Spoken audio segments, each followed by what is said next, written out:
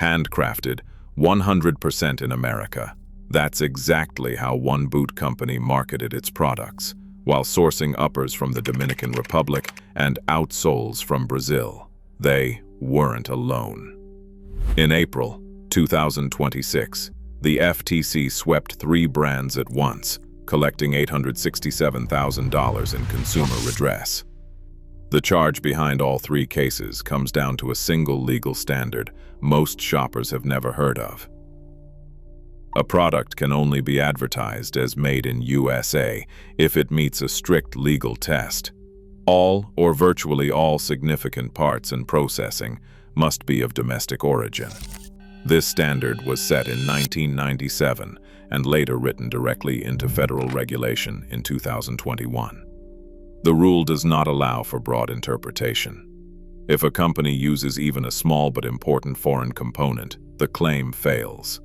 The FTC's codified rule, found at 16 CFR Section 323, makes clear that final assembly in the USA is not enough. The majority of a product's value, components, and labor must be American. To back up this standard, the FTC can impose a civil penalty of up to $50,120 for every violation. That means each mislabeled product, each misleading ad, and even each day a false claim remains online can count as a separate offense. Since 2021, the agency has collected $15.7 million in penalties and consumer redress from 11 separate enforcement actions. These numbers come straight from FTC enforcement summaries and press releases.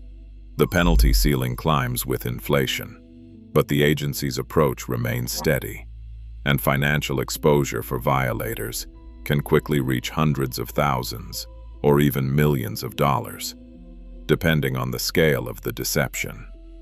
This legal framework was in place before any political directive, and it serves as the foundation for every action the FTC takes against deceptive domestic origin claims. On March 13, 2026, President Donald Trump signed Executive Order 14,392, instructing the Federal Trade Commission, FTC, to make enforcement against false made in USA claims a top priority.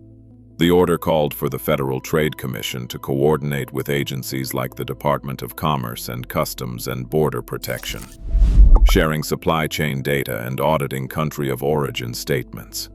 It also directed federal procurement officials to scrutinize Buy American claims and refer potential violations to the Department of Justice. This directive arrived just months before the United States' 250th anniversary, framing domestic origin accuracy as a matter of national integrity and consumer trust. The FTC responded swiftly. On April 14, 2026, the agency announced a coordinated enforcement sweep targeting deceptive made in USA advertising. 3 companies, Oak Street Bootmakers, TouchTunes Music Company, and Americana Liberty LLC, were named in the sweep. Together, they agreed to pay $867,743 in consumer redress. The sweep press release underscored that this was the first major action under the new executive mandate. It also highlighted the agency's intent to monitor both traditional retailers and online marketplaces, reflecting the order's call for broad oversight. The White House directive did not rewrite the underlying legal test, but it put unmistakable pressure on the Federal Trade Commission to act decisively and publicly. The agency's enforcement sweep, with nearly $870,000 in redress, made clear that the political agenda had become operational reality. With the legal framework now backed by a direct order from the President, the FTC moved from warning letters to public settlements, setting the stage for a detailed look at each company's violations. Oak Street Bootmakers built its reputation on claims that its shoes were, in their words, handcrafted 100% in the United States. The company even trademarked the slogan, "More than made in USA," using it across marketing materials and product listings. But the FTC investigation told a different story. Shipping logs and supplier invoices reviewed by agency staff showed a steady stream of leather uppers arriving from the Dominican Republic and outsoles sourced from Brazil. While final assembly took place in Chicago, these foreign components made up a substantial portion of each finished pair. Under the FTC rule, this combination failed the all or virtually all test. Final assembly alone does not qualify when key parts come from abroad. The agency first issued a warning letter to Oak Street on July 8, 2025, demanding substantiation or correction. 9 months later, the company agreed to a $75,000 consumer redress payment and a permanent ban on unqualified domestic origin claims. The case illustrates how documentary evidence, shipping records, invoices, and advertising copy can unravel even the boldest marketing language when it does not match the fact. TouchTunes Music Company entered the FTC spotlight for its Arachnid 360 electronic dartboard systems. The company's marketing assured buyers these units were made in USA, a claim displayed on packaging and across sales channels. But the FTC investigation traced the heart of each system: the computer chips, camera modules, and LCD screens to suppliers in China. A detailed bill of materials showed that these imported electronics formed the core of the product's value and function. While final assembly took place in the United States, the presence of foreign-sourced components meant the dartboards failed the all or virtually all test. The FTC complaint cited not only the origin of these parts, but also internal procurement records describing the overseas sourcing as a matter of cost efficiency. The resulting settlement required TouchTunes to pay $625,000 in consumer redress, the largest penalty ever imposed for a made-in-USA violation under Section 19. The stipulated order also permanently bars the company from making unqualified domestic origin claims for this product line, setting a new benchmark for monetary and injunctive relief in FTC enforcement history. Americana Liberty, LLC, built its brand on patriotic slogans such as 100% made in the USA and built by Americans for Americans. These phrases appeared on packaging, websites, and promotional banners, often paired with images of waving flags. But customs entry records told a different story. The FTC traced shipments of finished flags and mixed material accessories directly from China to U.S. distribution centers. Some products contained foreign fibers, while others were entirely manufactured overseas. This pattern violated not only the FTC's Made in the USA rule, but also the Textile Fiber Products Identification Act, which requires accurate disclosure of fiber content and country of origin on all textile goods. The agency's complaint cited both statutes, showing that a single set of marketing claims could trigger multiple legal violations.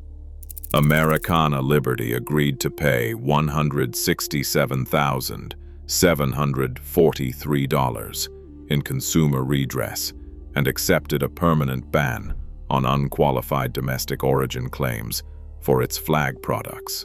The case illustrates how patriotic branding, when unsupported by supply chain evidence, can lead to dual liability and substantial financial penalties.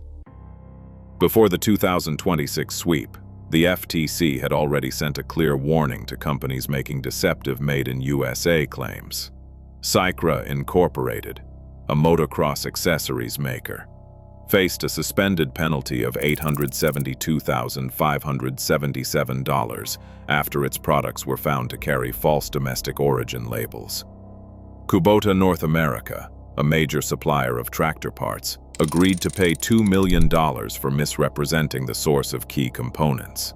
Lithionics Battery LLC was ordered to pay $105,319 for labeling imported batteries as American-made. Lions Not Sheep Products, an apparel brand, paid $211,335 after the FTC uncovered imported shirts relabeled as US-made. Williams-Sonoma, a well-known home goods retailer, entered into a $3.17 million consent order over claims that kitchenware and furniture were entirely made in the United States when foreign parts were used. Together, these settlements set the financial and legal groundwork for the more aggressive enforcement seen in 2026. Every label tells a story, but not every claim stands up to scrutiny.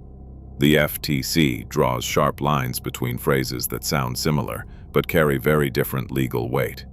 An unqualified "Made in USA" claim means the product is all or virtually all domestically sourced and processed. Assembled in USA is permitted only if the final assembly happens here and represents a meaningful transformation, even if some parts are imported. Designed in USA refers only to the origin of the product's design, not its manufacture. Crafted in America must disclose any foreign components if used. For anyone who suspects a misleading claim, the FTC maintains a dedicated reporting portal at ftc.gov/complaint.